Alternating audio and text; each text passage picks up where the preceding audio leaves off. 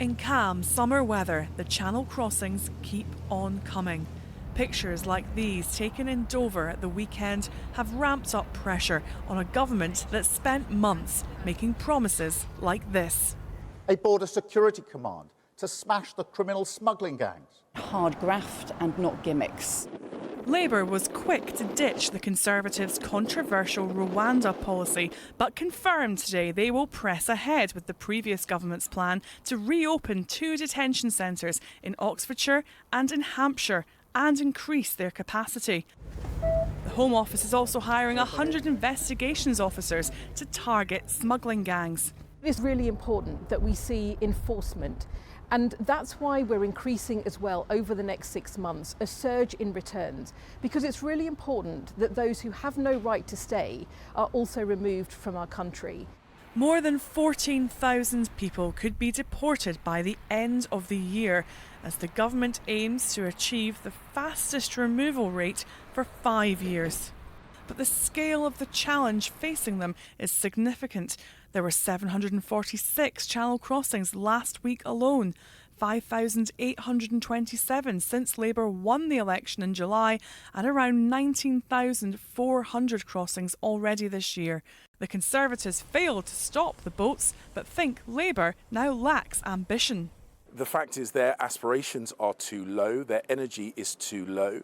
The National Crime Agency, which said it needed a deterrent, and yet the first thing the government did upon entering office was to scrap that very deterrent. They still haven't recruited a commander for this phantom border command. And what we're seeing now is their rhetoric is falling apart, their actions are falling well below what the country needs.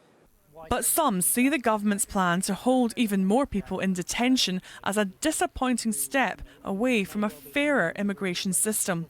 The only viable and humane solution, we believe, to the situation in terms of people taking dangerous journeys across the Channel is to introduce safe routes to claim asylum. That is the way to solve this particular issue. It's very hard to see what the expansion of detention does to address other concerns about the immigration system.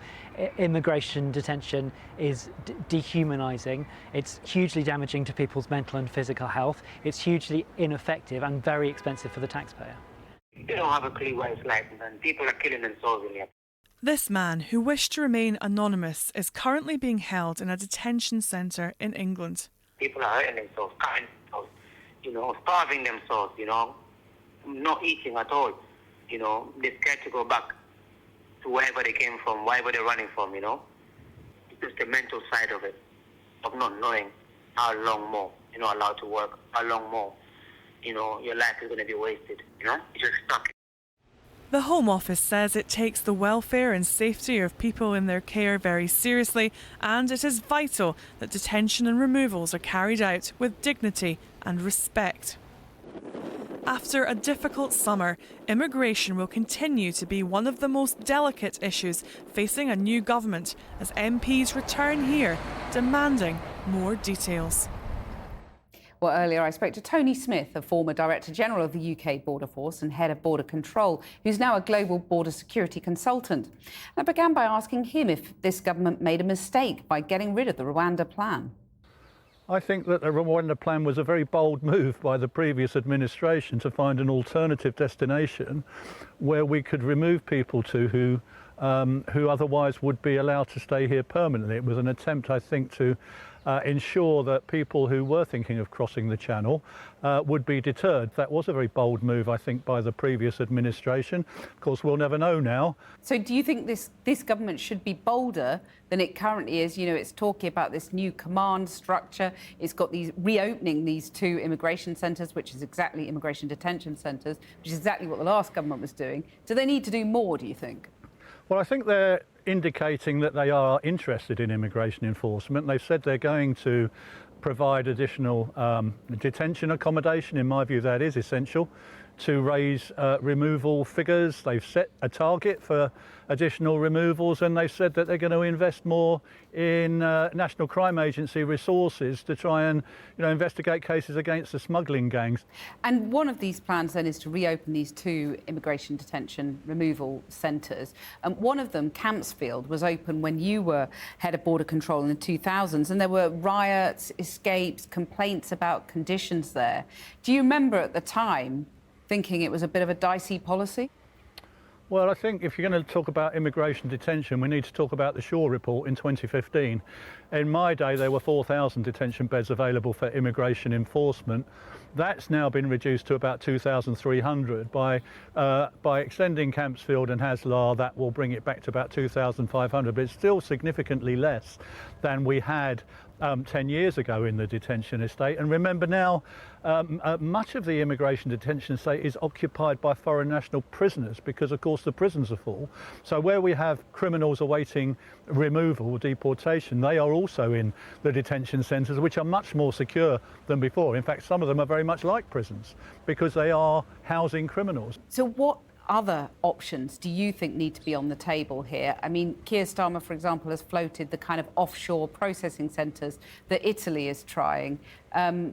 Is that the answer, or is collaboration with the EU the answer, and an honest recognition that the UK would then have to take a share of those asylum seekers that are being dispersed around the EU? The only real way to stop the boats would be to come to an agreement with the EU about what to do about people travelling between their countries and ours by irregular means. The EU would want to know, well, what's in it for us? Why would we do that? We're already getting more asylum seekers than you are, which is true. In many countries like France and Germany have a greater intake than us.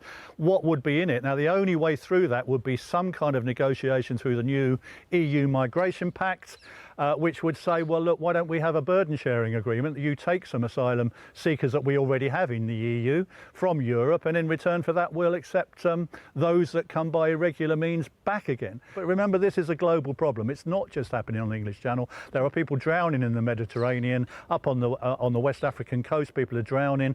There are people stuck in the Darien Gap between Mexico and the US that are dying there. There are huge global movements of people now, and we're seeing some of that on the English Channel, but I think we need to keep that in perspective when we look at this as a global challenge. Doesn't all of this demand a measure of political honesty that just isn't there at the moment? When you think about the fact that 70% of asylum claims, roughly, here are granted, there's a lot of people who are here because they're fleeing war, they're fleeing poverty, they're fleeing climate change. They might have very good reason to apply for asylum. Haven't politicians got to be honest with people that mass immigration is going to continue at these levels because of that? Well, I think it does. I think we are seeing an increasingly globalised world of movement. But then again, you're challenging the traditional Westphalian model of borders, where sovereign countries have the right to decide who gets to come in and who doesn't get to come in. I think that some people on the extreme left say, well, let's not have a border at all and anyone can go and live wherever they want.